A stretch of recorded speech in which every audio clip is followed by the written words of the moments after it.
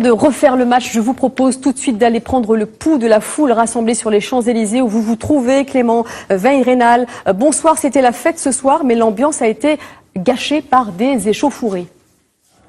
Ah oui, un peu plus que des échauffourées. D'ailleurs, il n'y a plus de foule. La fête est pour le moins gâchée. Elle est en tout cas...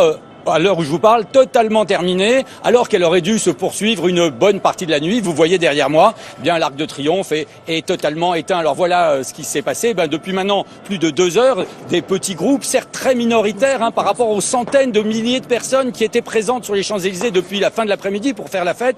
Ces petits groupes ont agressé les forces de l'ordre avec des projectiles, avec des bouteilles de verre, avec des grenades fumigènes à tir tendu, ce qui peut être très dangereux. Et très rapidement, la situation a dégénéré, les forces de l'ordre ont riposté avec des grenades lacrymogènes, des grenades assourdissantes, des canons à eau et de la terrasse Publicis où nous nous trouvons. On viendra vers vous tout à l'heure, Clément Veyrenal, un petit peu avant la fin de ce journal, je l'espère, vous nous direz ce qui se passe sur place.